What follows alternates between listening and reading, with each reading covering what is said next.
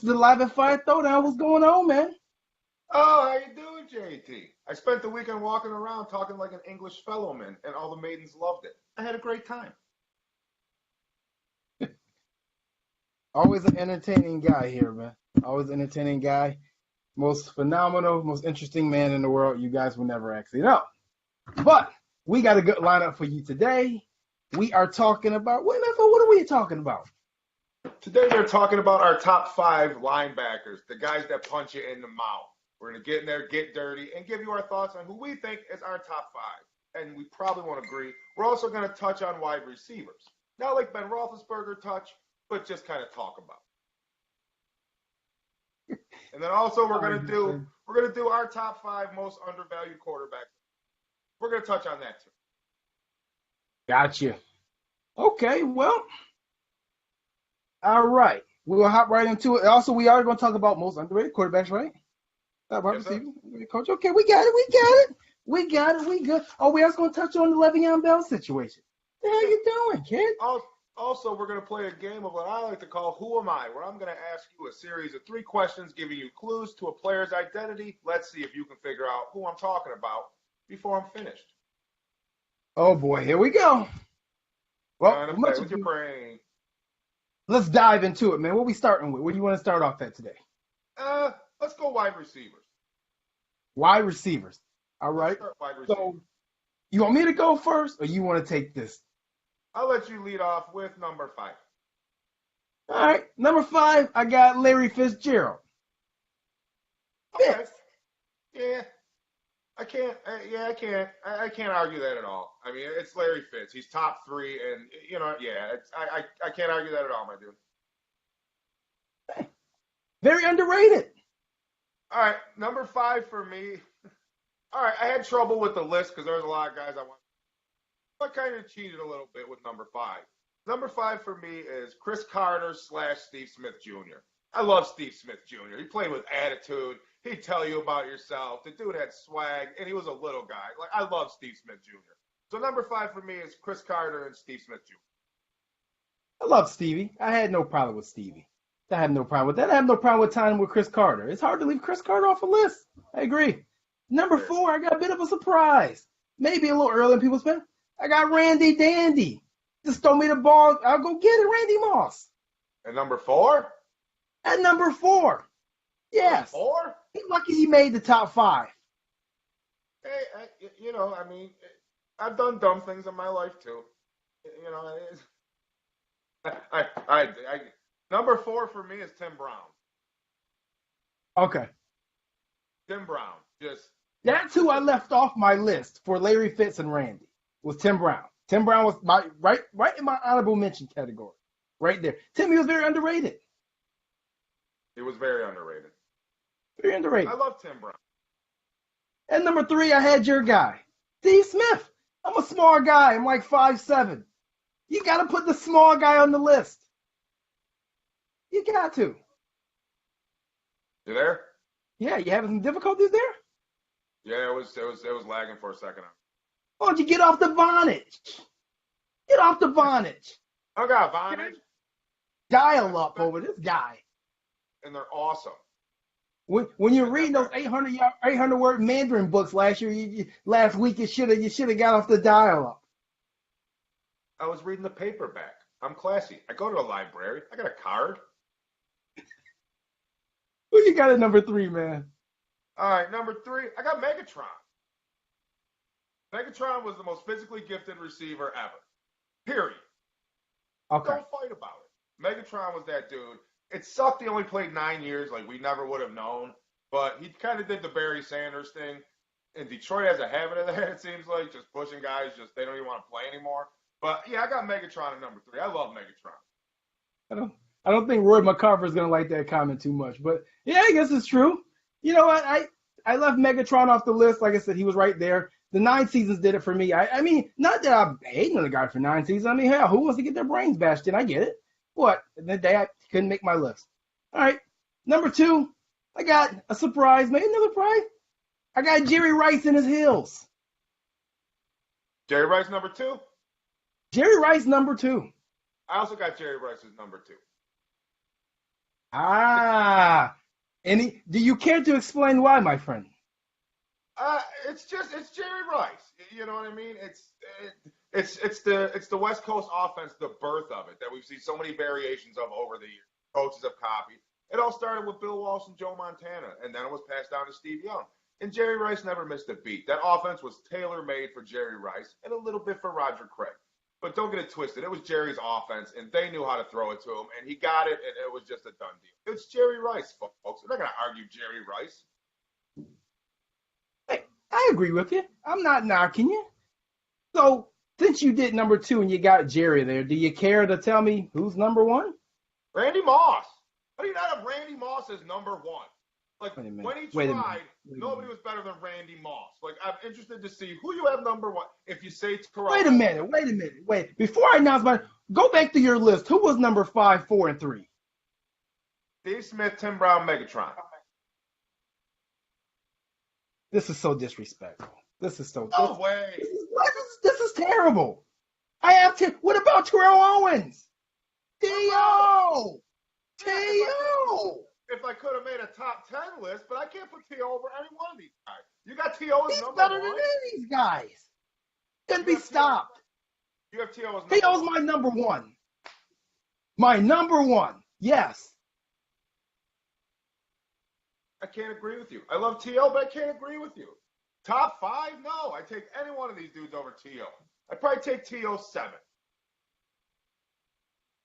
So no Oh my disrespect God. to T.O., you gotta tell me T.O.'s better than Randy Moss. How do you not put him over Randy? He could do everything Randy could do. Randy wouldn't even block. Randy showed him play when he wanted to play. Yeah, but Randy did it better than T.O. No, he didn't. No, he didn't. Oh my God. I don't even know if I can finish this show. This is blasphemy. This reason right here is why this guy did not give a speech. This is the reason why. He gets no respect, Rodney Dangerfield. No respect. I don't even know what to say right now. Yeah, but T.O. is doing what T.O. does. Like, he whined and cried. He didn't get the recognition. Then they gave him the recognition, and he whined and cried about it. But I get the point because I said it before. I get why he's not doing the speech. Like, he should have been in. It was all politics and garbage. So, yeah, I agree. But number 1 receiver all time? Yeah, I don't know. I'm not drinking that Kool-Aid, buddy. Hey, then you're not drinking sweet Kool-Aid because T.O. couldn't be stopped. There was not one. Only person that could stop T.O. was T.O. And he did it quite often. No, I'm done. Then he comes to Buffalo and he forgets how to catch.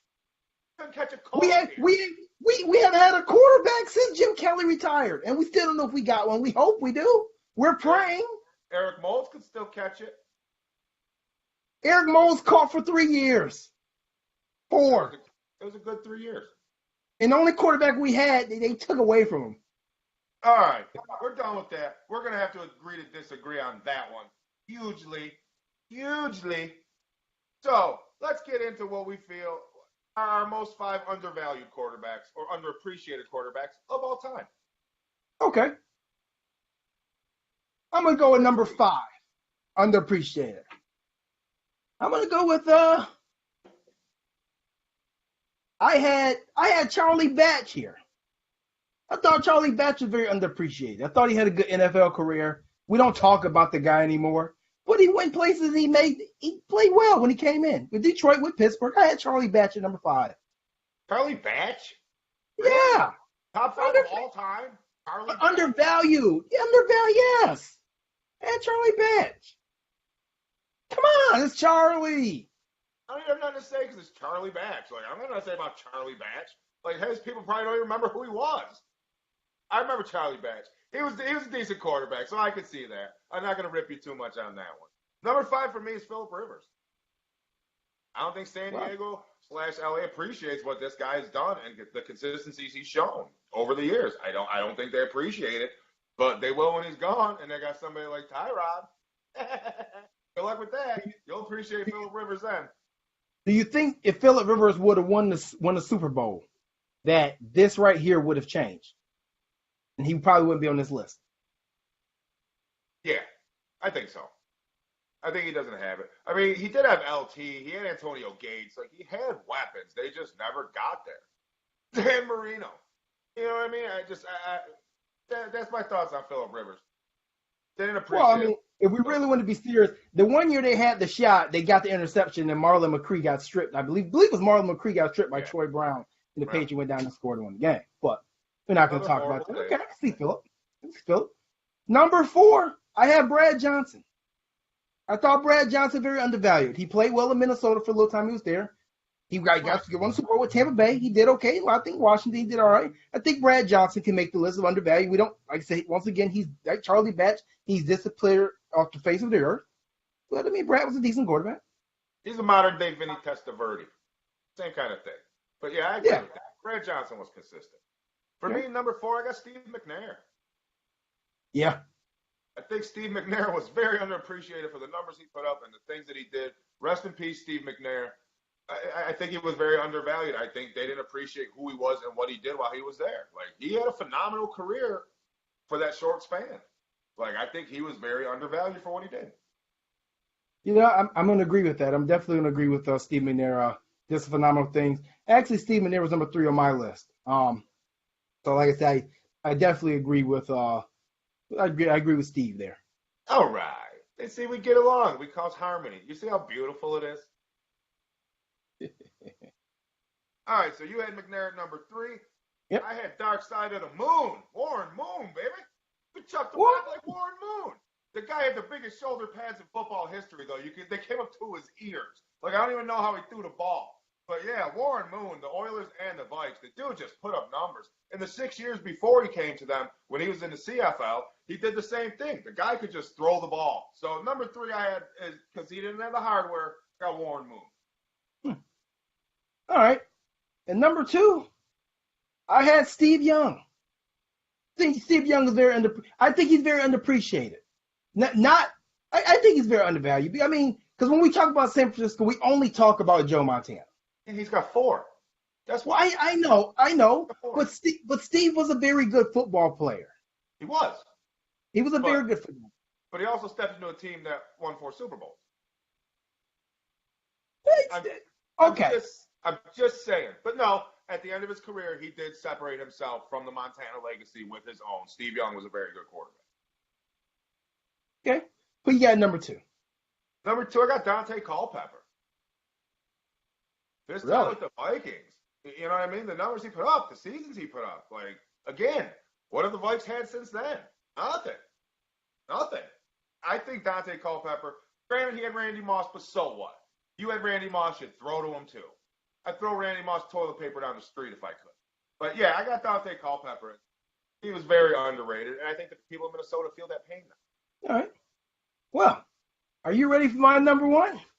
I'm ready. Drum roll, please.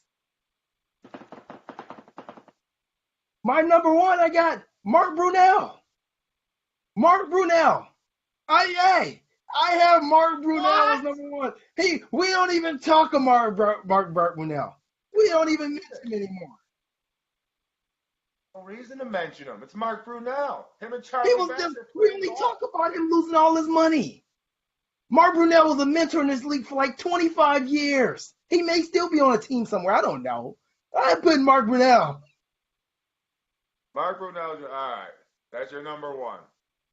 Okay, my number 1, and if you saw the show last week, you'll understand why I made this pick. My number 1 undervalued quarterback of all time is Dan Marino. Thank you. I appreciate it. Dan Marino. Yeah, Dan Marino. He never got the rings, but yeah, like you said, before the modern era with Brady and Peyton Manning, he was the dude that was viewed as one of the greatest of all time, if not the greatest. There was definitely an argument for it. The new generation kind of pushed it out of the way. So it's like, you know what I mean? So Marino don't get the credit he deserves. So I think undervalued, and people in Miami will agree, because just like Buffalo and Jim Kelly, who have you had since then? You've had Jack. You've had a bunch of substitute teachers that couldn't win. So Buffalo and Miami are in the same quarterback boat. And don't bring up Tannehill and his toilet paper leg, because as I stated in the other podcast, he's not going to last the season. You blow your knee like that twice, it's a done deal. You're not coming back from it. So Ryan Tannehill's gone. So move on from him, folks. He's not going to be there in Miami. And that's the words of Monster. All right. Well, that's our top 5. underrated quarterbacks. We hit top 5 receivers. So I guess we. Linebackers? Yeah, you know what? Before we go to linebackers, let's talk about this Le'Veon Bell situation. It's pathetic. It's pathetic. The amount of money they're talking about is ridiculous. Le'Veon Bell wants to be the first $100 million running back in the NFL. That's why he's holding out for it. It's either one of two reasons. He wants to be the first $100 million running back, or he don't want to play in Pittsburgh anymore. That's the only two things I could think of. The offer they put on the table for him was fair. He's not the healthiest. He's missed games last season. Like, you're not the amount of money that he's expected is ridiculous. I'd never pay that much. And then you have people saying, well, Buffalo will have that cap room next year. There's no way in hell Brandon Beane would ever pay that much money for one position, especially with his age and his injury history. That makes me angry. I'm going to throw it over to you, JT. I mean, I'm just very disappointed because, first of all, we live in a day and age where, like I said, we mentioned on previous show, the Kajana Carters, the Curtis Enuses, who led the way of bust, right? It led to the fact that we don't have premier backs anymore like that. The days of the Adrian Petersons, 2,000 yards, to Chris Johnson, 2,000 yards, it's non-existent. Even when you saw with Leonard Fournette last year, he got banged up, and that's why it's non-existent. So at a point in time where you have a running back, and they're offering you $72 million and $45 million guaranteed in the first 3 years of your deal, and you say you want more money because you catch balls, get the hell out of here. If I was the GM of the Steelers, I'd throw another set of balls at him for that much money. You know, a monster would say, hey, you're out of your mind. It's just greed at this point. Like, I understand market value, but how much is too much money? Like, okay, let's go. Okay, 70 million and 100 million. All right, you're talking, all right, 25 million plus taxes. But you're not starving with 73 million. At that point, it's just greed. You've made your money. Like, what kind of a salary cap position would that put the Steelers in? Like, it's all about him at this point, and I can't stand it. It reminds me of Bruce Smith back in the days with the Bills. Whenever somebody made an extension that got paid more than Bruce wanted to renegotiate. We renegotiated Bruce Smith's contract 187 times in like 4 years. It was pathetic, and this reminds me of that. It gets me angry. I gotta agree. I mean, this is insane. $72 million. I mean, like you said, market value is the key word. The market value of running backs are really, really low. If anybody hasn't noticed, we have running backs that 10 years ago would have been drafted top 5, going in the second and third and fourth round. Now, because you can run the ball with 2 and 3 backs. You can have a back for every trade that you need to do. You want a power back, have a power back. You want a scat back at the back, go have one. And your normal back. Look at New Orleans, Ingram and Kamara. New Orleans they've been doing it for what, 15 years now, starting from Ricky Williams and Deuce McAllister. Yep. Then they went to Reggie Bush. I think it's disgusting. I agree with you. I think it's pathetic. I don't understand what him and his agent are doing. And watch, the karma's going to strike. He's either going to drop in production this year possibly, or he's going to get hurt. And he's been hurt for like 2 playoff runs. Sure. So that price tag's not going to happen. He needs to shut his mouth and get back into camp. Like, he's lucky James Harrison's still not there. Junkyard dog James Harrison. Lucky he's not there. James Harrison would drag him by his throat back to camp. James Harrison didn't play. I love James Harrison. I love James Harrison, but speaking of James, not to get off track, James went on ESPN and he said that Belichick was a better coach than Tomlin. He was in both their locker rooms. I agree, and I get it, but I don't think you can say that. I believe that. Don't get me wrong. I agree with him. But when you spent like 15 years of your career with Pittsburgh, and you spent literally like maybe 9 weeks in New England, and I just don't think you can go on national TV and say that. Pittsburgh made him.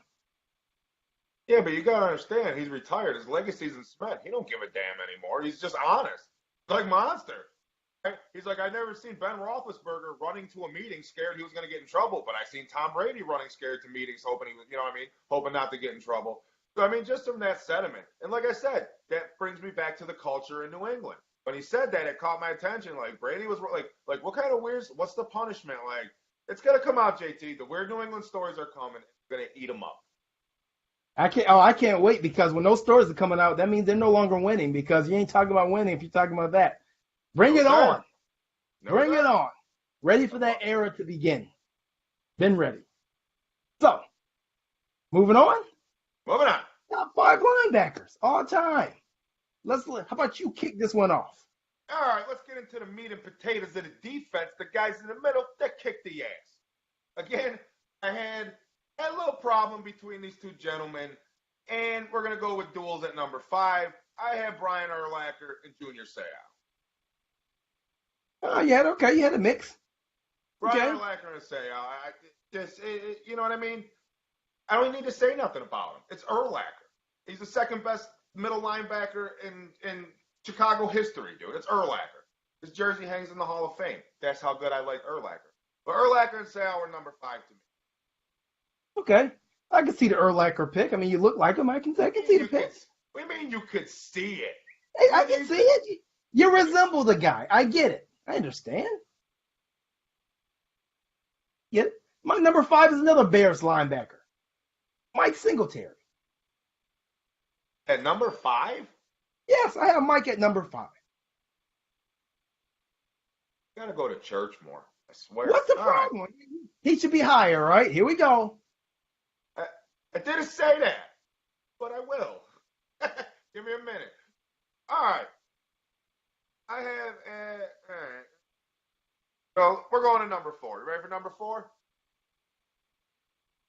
Number 4 for me is LT. LT's number. I have LT at number 4 as well. Yeah, LT was just LT. The dude was just a hybrid. He was the first of his kind. He led to people like Jadeveon Clowney, and he was the original hybrid linebacker that was big, was strong. He was on cocaine, but he was big and strong, and he just did his thing, and he just got through the line, and just LT was the man for me. I loved it. Except for the earring. I never got the LT earring. I always thought that was kind of stupid, but I would never say that to LT. Please don't say that to LT. He's always been kind of unstable. But hey, I agree with you. I got LT at number 4. And number 3, I got Luke Kuechly. All time? All time. Oh my God. Come on. All time. All time. All time, yes. Oh my God. He hasn't done anything. He's a generational player. What do you mean he hasn't done anything? Generational like what? If without him, that Panther defense is not what it's been. I don't even know what to say at this point. Like, I don't even know what to say. Top 3 all time, you got Luke Kuechly. Oh my God. All right. Number 3 for me all time, I got Mike Singletary. Okay. Well, So, I have not too far from you. It was kind of the same. But Mike Singletary with just the eyes. Just the eyes. Once you saw those eyes and the foot, like the NFL Films did such a great job documenting. Because it always started with his eyes. The dude could read the play. He was the premier linebacker for that generation, dude. Mike Singletary was awesome. at number 2, I got the preaching shotgun marauder, Ray Lewis. I got Ray Lewis at number 2. Can't go wrong with Ray. No, sir. No, sir. No, sir. You cannot. And he could dance. And Monster appreciates a guy who can cut it down and bust a groove. Because Monster himself can break it down and bust a groove. But that's a later show. Who you got at 2? Don't laugh. Don't laugh. I can get down, JT. You're laughing like I can't. I believe you. I believe you. Full faith in you. Trust me. Man, I can pop lock, man. All right. Number 2 for me, rest in peace, Derek Thomas from the Chiefs. Derek Thomas was awesome. I love Derek Thomas. I think he would have been number 1 if he could have went. You know what I mean? If his career wasn't so short. Oh yeah. But to me, he was another awesome linebacker like LT. To me, he was the dude that basically stepped in as that hybrid end behind LT once LT's generation was done. But 2 for me was Derek Thomas. Dude was just legit. I did not put Derek Thomas on my list just for the simple fact that I have him on my defensive end list because the way he played, I just wasn't sure where to put him at because it was kind of he was kind of before his time. And I agree with you, Derek Thomas. I think Derek Thomas may have been maybe the best pass rusher in the history of the league, possible. He could get to the quarterback. That was his specialty. Like even when I watched Von Miller play, and people are, how was Von Miller? I'm like, it's a repeat. I've seen this before. Right. You ain't the first to do it, partner. Nah, not like that. So I agree. I agree. And number one, I had Patrick Willis. I thought Pat was the most gifted and best linebacker in the history of the league. You don't have Derek Thomas. You got Luke Kuechly and Patrick Willis. I don't have Derek Thomas because I have him on the top DN list. That's the only reason. Fine. You got Luke Kuechly, which is just as bad. What is wrong with you? You can't go wrong with Luke Kuechly. Patrick Willis is another Luke Kuechly. Like, you haven't done anything. Where's your hardware? Pat played in a bad franchise. He had like 20 times this season. Yeah, and he got paid a boatload of cash to do it. If he wanted to win that bad, his ass would have got traded somewhere else. Oh, my God. You got to disrespect Pat Willis because he got drafted to a team that was in turnover. Wham, victim of situation. I don't want to hear that. They're all professional. Well, I'll tell you what. I'm going to tell you something. Pat Willis didn't have Phil Simms. He didn't have Walter Payton and Jim McMahon. He didn't have these people on this list. He didn't have Joe Flacco. Patrick Willis. You could have put Terrell Suggs there and that would have been. I like T Sizzle, but not that much. Number one for me is Ray Lewis. Okay. Ray Lewis is number one for me. The dancing, yeah, he might have killed somebody. So what? I kind of like that in my linebacker. He got the edge. I love Ray Lewis. The funny thing about Ray Lewis is if you hear his motivational speeches beforehand, they'll motivate you to run through a wall, but you'll have no idea what he's saying. Go listen to Ray Lewis's pregame speeches. He preaches it. Makes no sense, but he gets the message across. Ray Lewis is number one to me. I love Ray Lewis. Yeah, I get it. I can't disagree there. He does need to work on his content a little bit better, but like I said, whatever he says is believable. That dude's mind takes plenty of walks without him. I'll tell you that much. All right, so what we happen to next? Are we hopping over to Who Am I? Are we gonna hop into buy, sell, or trade? Buy, sell, or trade? Well, and with buy, sell, trade, let's get into Who Am I? All right. Now, Who Am I is going to be a series of 3 clues and questions going to be leading, hopefully, to JT guessing the identity of said individual. Clue number 1. JT, are you ready? I am ready. Let's go. All right. I started my career at Purdue, but transferred after one season when the coach that recruited me, Leon Burnett, resigned.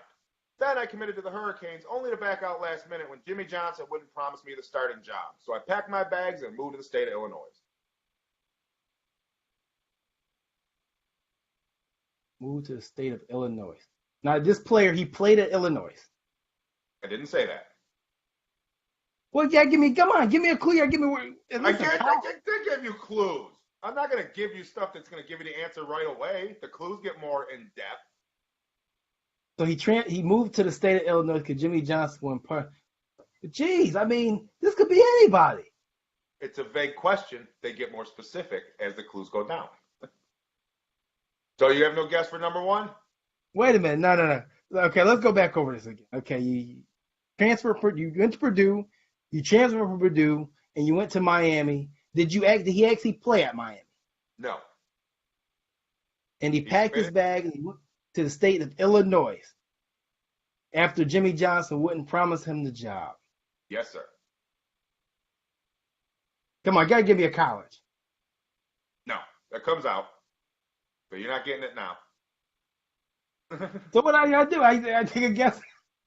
No, we go to clue number 2. Ready? Oh, yeah, go clue number 2.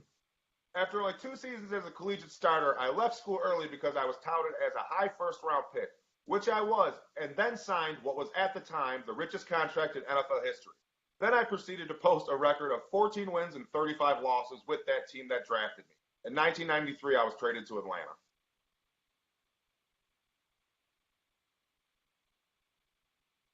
Jeff George? I didn't even get to number 3. Jeff George, baby. That's Jeff. Jeff George. Jeff George. Good job. All right, number 3 was I was drafted number 1 overall in 1990 to the Colts, then traded to Atlanta where I wore number 1.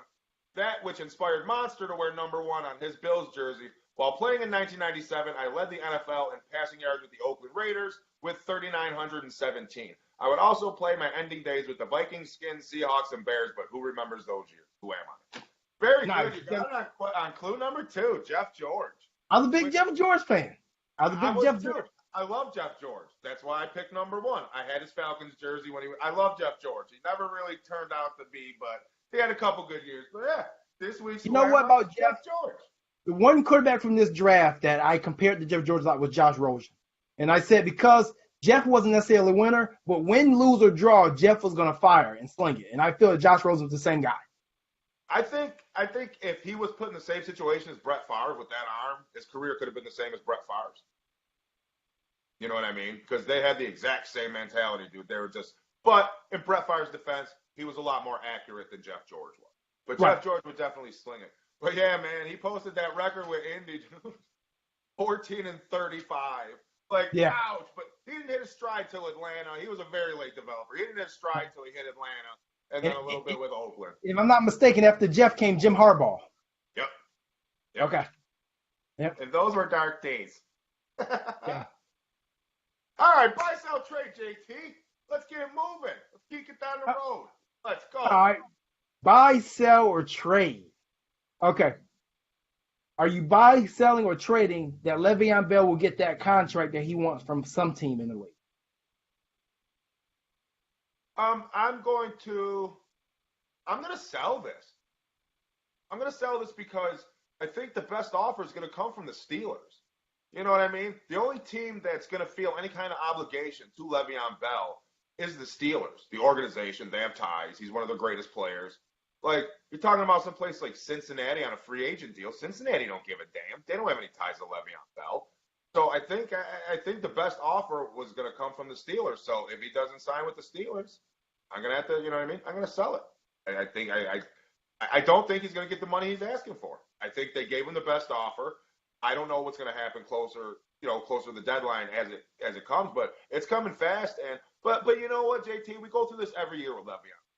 And he always shows up. They always get something done. So, honestly, I'm sick of talking about Le'Veon Bell. Just go to damn camp already. Stop being an asshole.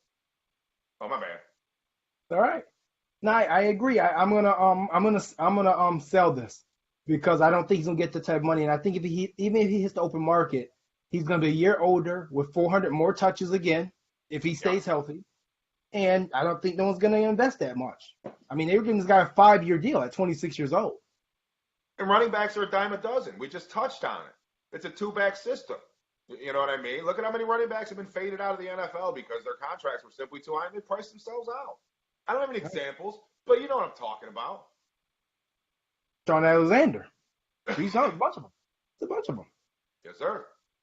All right. Buy, sell, or trade. Are you buying or selling or trading that Andrew Luck will be ready week 1? I'm going to sell this. I'm going to sell this hard.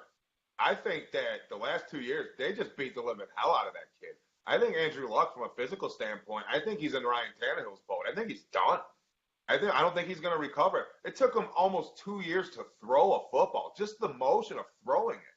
Like, you got muscle memory. You got tissue. Like, there's a lot that goes into an NFL quarterback. They're premier athlete. Sports car. It's high performance. It's been sitting in the garage for 2 years. You're not just going to tune that back up and drop a 30-yard out route right in the lap of something. It's going to take time if he can even get those physical attributes back. So I think Andrew Luck's done. I'm going to sell that down the road, JT. Yeah, I'm going to sell that he's ready week 1. I think he'll play. I think he'll be ready by week. I think he's going to end up starting the PUP list, and he'll be ready by week 6, week 7. I'm going to sell it. I think they just ruined the kid's career. Pick your surgeon wisely, people. Even if you're a multi-million-dollar quarterback with the organization, probably the greatest health insurance plan in the world. Pick your quarterback or your surgeon wisely. Hey, don't worry about co-pays. You got millions of dollars. You make lots of cash. Pay the co-pays. All right. Buy, sell, or trade. USA Today's article that the Bills will finish 3-13, and CBS Sports Line's article that they won't win a game till week 9. I know you didn't really just bring this up right now. I know you just didn't bring this up right now. Okay? I'm trying to do a show where I don't cuss and I keep it kind of, mellow. I'm not going to say the guy's name because I read the article that he doesn't have us winning till week 9. How am I going to put this? The fact that you think Tyrod Taylor is a +6 for us is absolutely ridiculous. What kind of hack journalism do you do? You sit in your one-bedroom apartment for an hour and a half. You read 10 minutes on the Bills, because let's face it, you don't really give a shit about Buffalo or Western New York. You're focusing on the top teams. You're focusing on the Super Bowl winners, the Eagles, the Patriots, blah, blah, blah. So you don't give your attention to Buffalo. So you do a half-assed job. You put this together. You take 3 seconds to pick the game, and then you put us at 3-13. So we're going to fall 6 games because Tyrod Taylor's gone, who the same individual that wrote this article, who I will not name again, said that Tyrod was basically a piece of shit 3 different times during last season. So the same guy that said that about Tyrod basically just put us as a -6 because we lost Tyrod. It's absolutely ridiculous. And if I'm this guy's mom's, I'd smack him in the mouth. I got to take a sip of beer. Good Lord. I'm going to sell this. I don't see how you can say that a team who just made the playoffs and didn't necessarily lose a lot of pieces. We lost some pieces, but not really much. Is not going to win a game till week 9. I mean, it's just a 1-point win over the Bears. That was our win. A 1-point win. I think it was 15-14 over the Bears. So, but I do follow this individual on Twitter, JT, this individual journalist. So as the Bills win, I'm going to make sure I post nice videos and tag him in it, reminding him that he picked us to go 0-8. Sure. Yeah, that's just ridiculous. I don't even know what to say. I mean, I don't even understand the 3-13. I mean, at worst, I see this team as a 6-10 team. At worst, we're gonna beat the Jets twice. That's a given. Yeah, we'll beat the Jets twice. We'll beat the Jets. We'll probably beat the Dolphins. Well, I said we beat the Jets once, and we'll beat the Dolphins twice. That's 3 wins right there. Come on. We're gonna bash Baltimore's teeth in on opening day. Yeah. All right. Well, I mean, I'm gonna also sell that one. I'm gonna sell that one. All right. Last buy, sell, or trade question. And I hate hack journalists. I can't stand hack journalists. And the thing that sucks, JT, is that I'm sorry, I'm just gonna keep ranting because it pisses me off. You know what I mean? You go on a credible site like Mort's Millustrated, or you go on you know what I mean, something like that. Yeah, I didn't say the name because I don't want to get sued. But you go on a site like that and you read an article and you figure it's from somebody credible who does the research because it's on a credible website. But that's not always the case. There's lazy journalists just like there's lazy people where you work. You know, there's lazy people where I work. There's lazy journalists that don't do anything.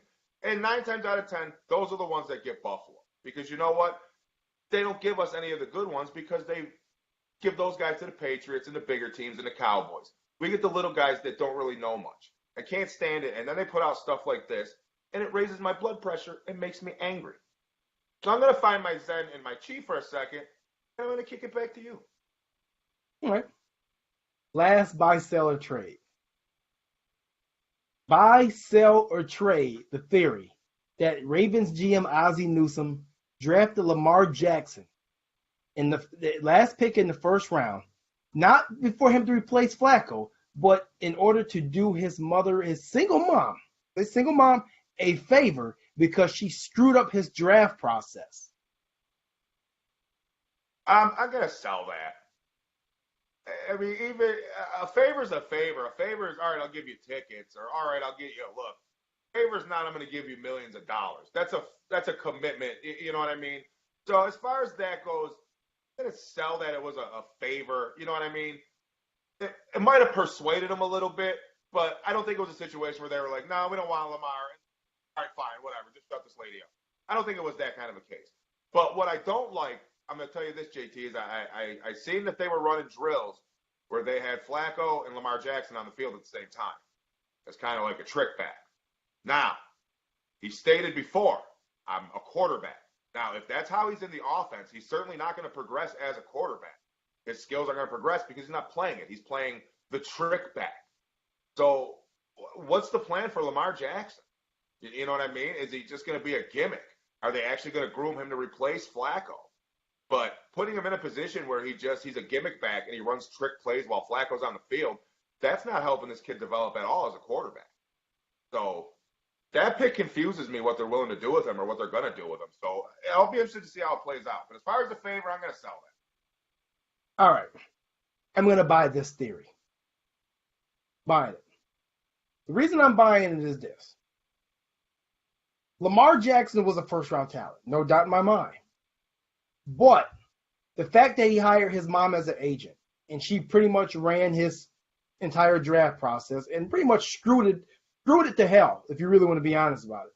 Because whether teams wanted to work with her or not, because maybe teams quote unquote said that she was not reachable. Lamar either A, she didn't know what she was doing, or these teams are making up some lies because they didn't want to deal with someone's mom, which most teams don't. Understandable. But your son's biggest asset was 40-yard dash time. And he refused to run the 40 at all costs. There's no way without him running a 40 and actually seeing that he had a 4.4, 4.5 speed on the field will cause any team to draft him in the first round because it's not his quarterback play. It never was and never was going to be his quarterback play. So I think Ozzie did a favor and helped him and his mother save face. Not saying he couldn't got him in the second round because I think he could trade up in the second round and got him as well. But I think it was a save face to make sure the kid was a first round pick. My opinion. I agree with your opinion, but you missed one very important point, JT, that I'm surprised you missed because you're usually pretty sharp. The worst thing his mother did for his career during that whole process was allow him to wear that goddamn suit during draft night. He looked like a pool table. What are you dressed like a leprechaun for? It's the biggest night of your life. You dress like a moron. Mother should have been like, no, change your suit. You look like an idiot. So to me, that was the biggest thing. But no, I agree with your point. I can see your point of view on that. I just, like I said, I'm gonna go with the sell because I just don't think, you know what I mean? I don't think Ozzie's gonna invest the millions of dollars if he doesn't have a certifiable plan. I don't think it was a straight up favor. Just remember, this is Ozzie's last year. It ain't whether he works or not. It ain't Ozzie's problem anymore. Yeah, so, I can see that too. Throw a couple shots on the way out. But maybe he goes and works for Cleveland. Anything else you want to add, man? Because before we wrap it up. No. Training camp starts this week. I do want to give a shout out to my boys at West Seneca West, the football team. My man Johnny and Joe, using my get-ups for motivation. They even made T-shirts for me. Like it's ridiculous. So I want to give a shout out to West Seneca West football. Keep being killers. You guys know how to do it. You went undefeated last year. This year, keep it going, boys. Big things. And maybe I'll even make an appearance and show my face. Hey, man, more power to them. Definitely, man. Shout out to them boys. Go do it up this season. Before I go, still want to say we still have our GoFundMe running for Cam Good Days. Definitely, we'll post a link up today again. Definitely come back and donate for these children with cancer leukemia. Definitely help. I said we're gonna close it down in a couple weeks here. And before we go, I want to the NFL family. We lost somebody yesterday. Coach Tony Prosperano, former coach of the Dolphins, former coach of the Jets, and offensive line coach of the Vikings. Tony Prosperano was very influential into the Wildcat that Ronnie Brown and the Dolphins ran over there. Truly sad. He was very young. 56 years old. And, I mean, it just says, even though we're Bills fans and just in general, we're all NFL fans, and he was a part of our NFL family. And definitely prayers to him and his family on that loss. And it's very unfortunate. Absolutely. Prayers out to the family. He was young, and it was absolutely tragic, and you hate to see stuff like that about any team. Yeah. Other than that, man, this was Live at Five episode 7, man. 7. We're still going. 7, and we're not even to the season yet. We're not even in the season yet. We're talking about top 5 lists. We don't even have content yet. Wait till game days. Wait till we're complaining about bad calls. You want to see Monster get upset? That Calvin Benjamin call against the Patriots. Something like that? Yeah, that show might go a little on. Make sure you catch me on my Instagram at 7:30 for the Get Up. I don't know what I'm going to talk about. And if you've seen it before, you already know what to expect. And if you didn't, I don't know what you're doing with your Mondays. Go watch Grey's Anatomy because there's nothing on. Hey, that's facts, man. Make sure you guys go to our Instagram page. It is posted on this link. Give us a follow. We're funny guys. Well, we think we're funny guys. We like to post funny stuff. Come follow us. Let us entertain you. Just don't follow me in the stores. That's creepy. Just come say hello. I'm a friendly guy. But thank you for watching. Man, leave us some comments. Let us know how we did. You want us to talk about something? Let us know. Other than that, we're out. Later.